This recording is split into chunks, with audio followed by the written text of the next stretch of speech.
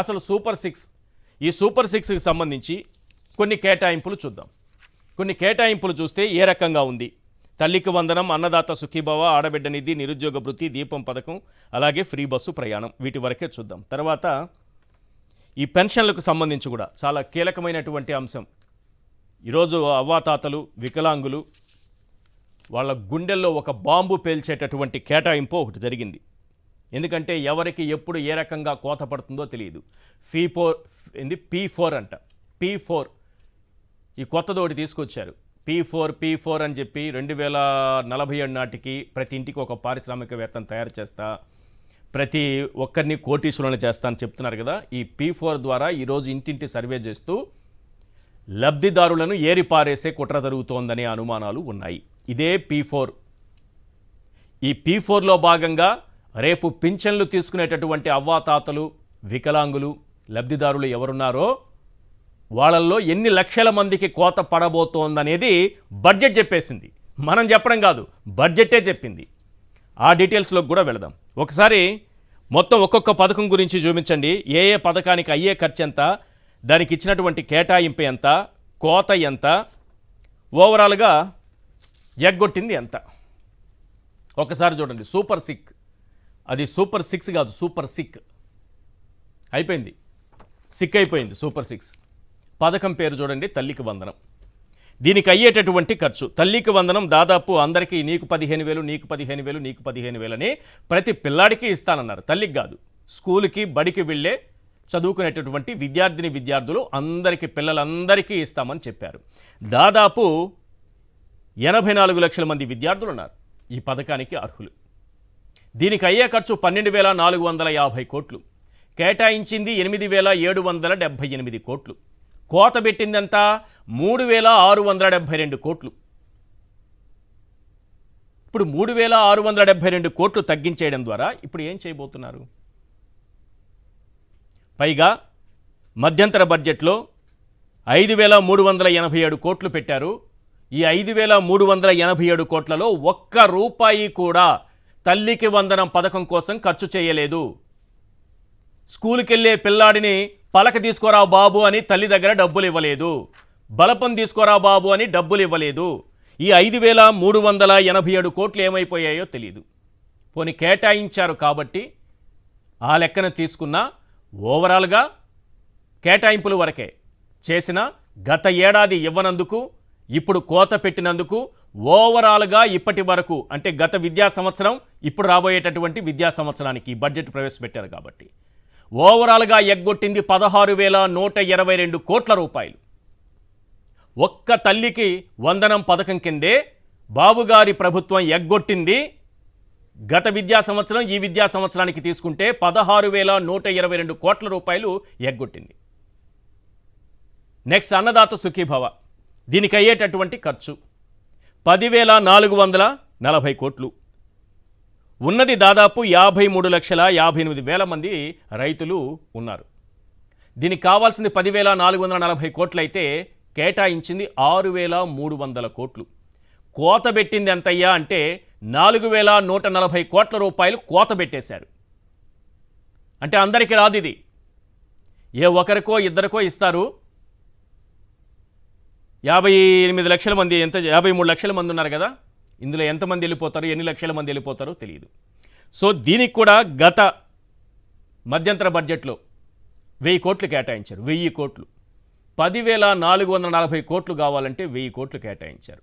ఒక్క రైతుకైనా 1000 కోట్లు ఖర్చు పెట్టారా? అది కూడా తీసేస్తే గత సంవత్సరం ఇవ్వాల్సినటువంటి 20,000 కోట్లు, ఈ సంవత్సరం ఇవ్వాల్సినటువంటి 20,000 కోట్లు, ఇప్పుడు కేటాయించిన 6,300 కోట్లు, మొన్న మధ్యంతర బడ్జెట్లో పెట్టినటువంటి 1000 కోట్లు, ఇవన్నీ పోతే ఓవరాల్గా ఇప్పటి వరకు ఎగ్గొట్టింది 14,580 కోట్ల రూపాయలు ఎగ్గొట్టారు ఒక అన్నదాత సుఖీభవలోని. ఎగ్గొట్టినవే చూడండి.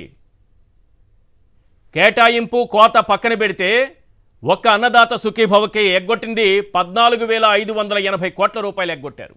నెక్స్ట్ ఆడబిడ్డ నిధి చూద్దాం. 18 ఏళ్ళు నిండితే చాలు ప్రతి ఒక్కరికి 1,500, 18,000 ఇస్తాము అని చెప్పారు. 18,000 సంవత్సరానికి. ఈ లెక్కన 1.8 కోట్లు అంటే 1,80,00,000 మంది మహిళలు ఉన్నారు రాష్ట్రంలో.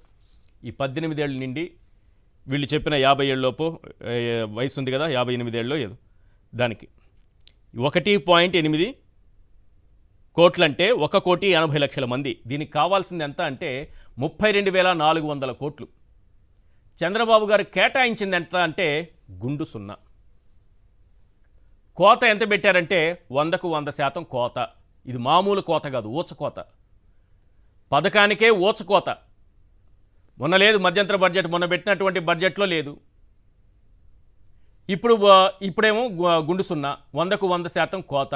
ఓవరాల్గా ఎగ్గొట్టింది అంటే రెండు దఫాలుగా ఇవ్వాల్సిందనమాట. పోయిన సంవత్సరం 12 నెలలకి, ఈ బడ్జెట్లో 12 నెలలు కౌంట్ చేసుకుంటే 64,800 కోట్లు ఎగ్గొట్టారు. ఎగ్గొట్టింది చూడండి ఓవరాల్గా ఒక ఆడబిడ్డ నిధిలో ఎగ్గొట్టిందే 64,800 కోట్లు. నెక్స్ట్ నిరుద్యోగ భృతి. ఇదైతే మరి దారుణంగా తయారయ్యారు. నిరుద్యోగ భృతికి 36,000 కోట్లు కావాలి. నిరుద్యోగ భృతికి 36,000 కోట్లు కావాలి. మొత్తం రాష్ట్రంలో కుటుంబాలు 1,60,00,000. ఇందులో 18 నుంచి 40 ఏళ్ల మధ్య ఉన్నవారు 1,00,00,000 మంది. 3,000 చొప్పున ఏడాదికి వీళ్ళకి 36,000 కోట్లు కావాలి. కేటాయించింది గుండు సున్నా అంటే కోత 100కు 100%.